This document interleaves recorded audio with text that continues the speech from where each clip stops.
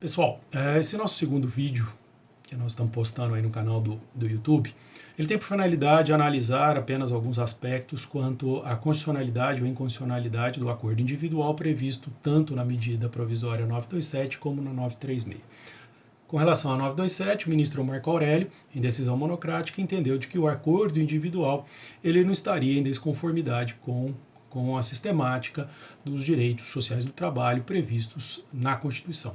Por outro lado, havendo o questionamento pela DIN 6363, o ministro Ricardo Lewandowski utiliza do fundamento do artigo 617 para, através de uma interpretação conforme, também por decisão monocrática, ad referendo do plenário, permitir que o acordo individual celebrado entre empregado e empregador deveria apenas ter a validade após a notificação do sindicato da categoria, para que no prazo de 10 dias, nos termos da decisão do ministro, deflagre a negociação coletiva ou, pelo silêncio, haveria a convalidação da medida.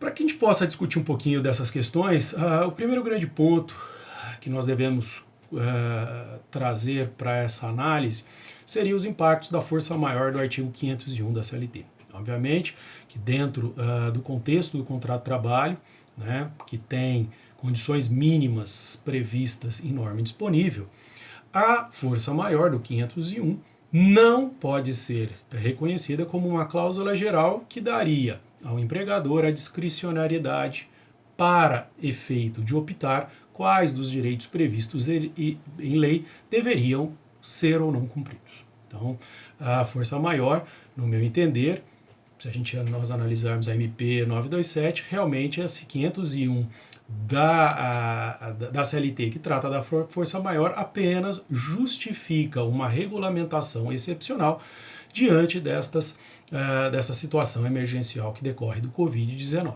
Então, essa seria a ideia. Quando pensamos nesse acordo individual, a primeira grande diferença que deve ser feita é de que o acordo individual, por ação controlada do legislador, ou seja, apenas autorizando aqueles efeitos restritos da MP 927 ou 936, ele não tem o efeito, diversamente da modalidade do artigo 444, parágrafo único, de devolver ao empregado e ao empregador autonomia da vontade plena. Então, o primeiro grande ponto é fazer essa distinção. Na MP 927 e 936, nós temos o quê? Um acordo individual para efeito de desburocratizar, alcançar um efeito previsto na lei como ação controlada. Então, nós não estamos diante de uma situação, como a reforma trabalhista trouxe no 444, parágrafo único, daquele trabalhador hipersuficiente. Então, eu não estou concedendo nesse aspecto, autonomia da vontade. Então, essa é a distinção inicial que nós devemos fazer. Com relação ao fato econômico, né, e esse fato econômico sendo analisado diante do princípio do não retrocesso social, eu gostaria de fazer apenas algumas observações.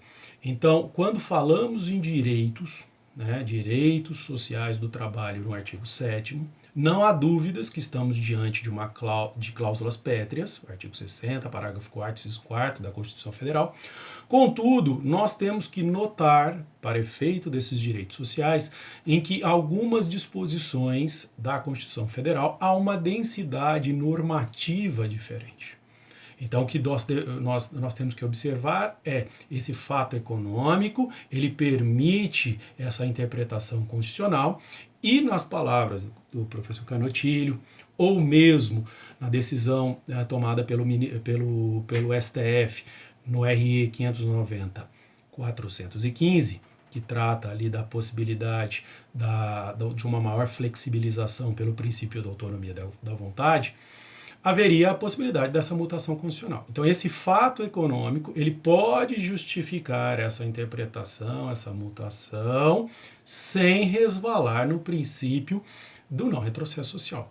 Tanto é que, recentemente, nós observamos, com reforma da Previdência, não sendo essa minha principal área de atuação, de que a disposição do auxílio da pensão por morte, lá pela Emenda Constitucional 103, no artigo 23, houve uma redução do direito. Então, por densidade normativa, embora seja cláusula pétrea, haveria a possibilidade dessa discussão. Quando eu digo isso, eu estou querendo, a gente busca tentar mencionar essa ideia de que o legislador, em algumas passagens, quando ele quis fixar um mínimo de percentual para as horas extras, ele traz uma maior concreção para a regra constitucional, mínimo de 50%. Quando ele fala de redução de salário, no artigo 7º, 6º, ele o faz na possibilidade de uma redução nominal por acordo ou convenção coletiva.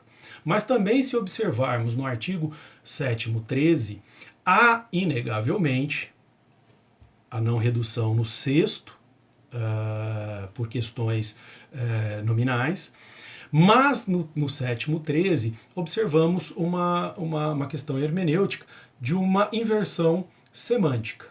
Então, ao invés de tratar da convenção e acordo coletivo, que só são duas modalidades, ele fala em acordo e convenção coletivo. Então, concordaria na medida que a própria Constituição fala desse acordo individual.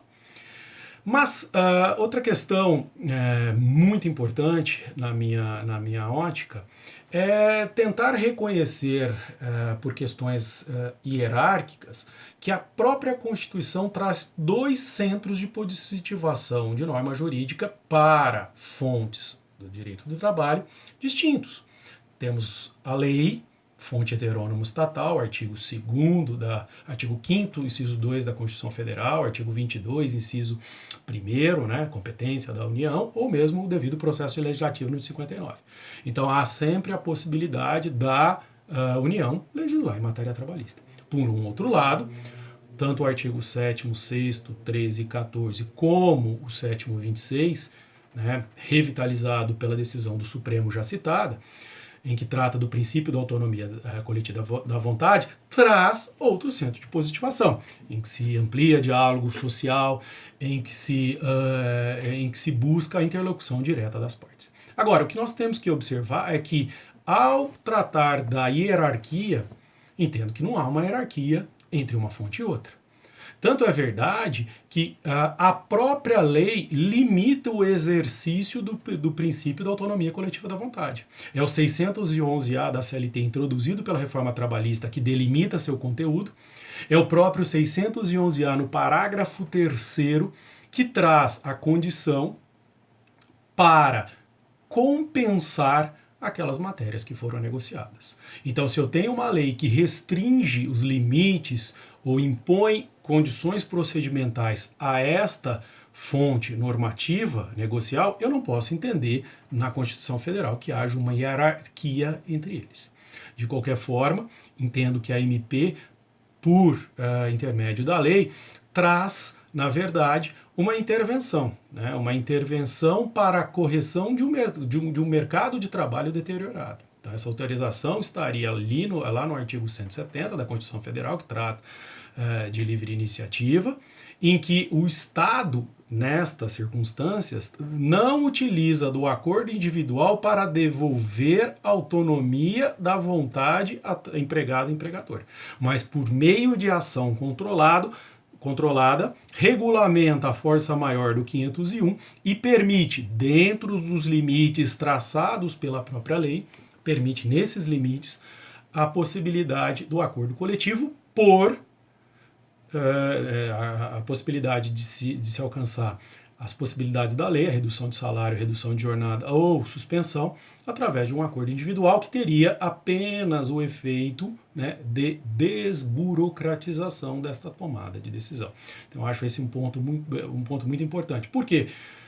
Microempresas e empresas de pequeno porte. Se eu parto do princípio que qualquer dessas medidas somente deverá ser tomada por negociação coletiva, não haveria por parte dessas empresas interlocução permanente, até mesmo em virtude da decisão do Supremo quanto à facultatividade da contribuição sindical. Então, sabe-se que houve uma desestruturação até dessa estrutura sindical, e a ausência dessa interlocução permanente inviabilizaria com toda certeza a adoção dessas medidas excepcionais. Por isso, passa a ser feito com fundamento na legislação.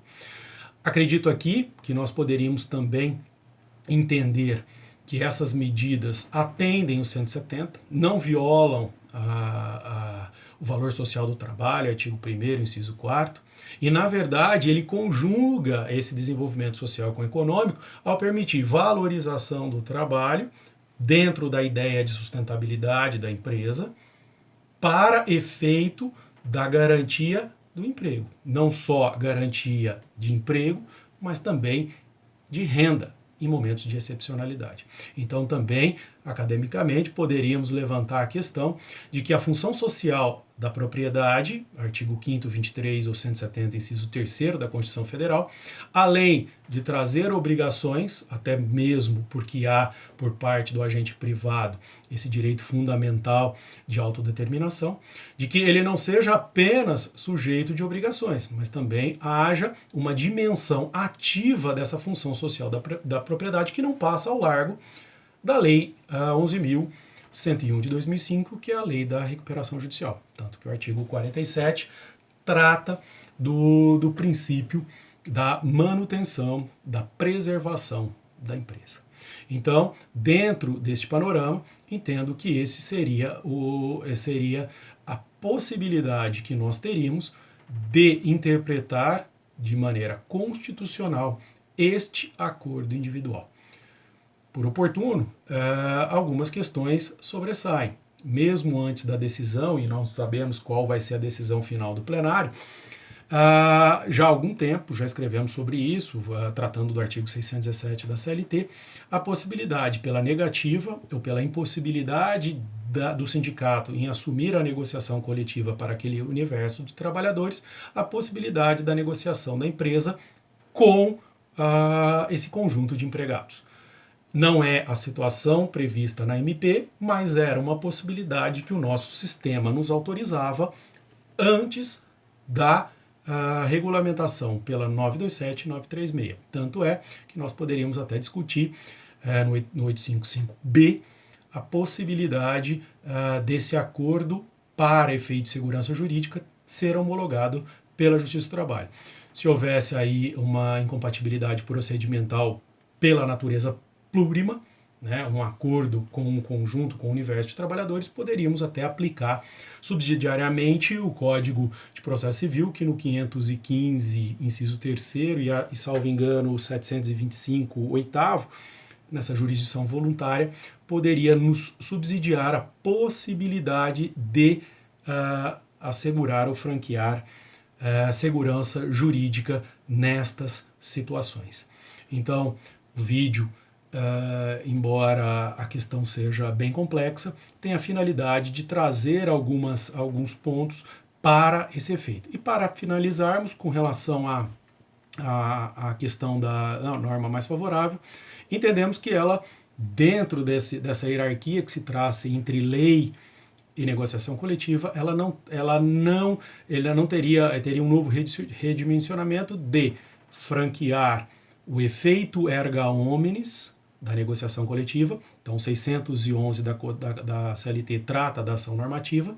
Se eu não tenho o princípio da norma mais favorável, essa cláusula erga omnes mais favorável que o limite da lei não obrigaria o empregador para esta finalidade.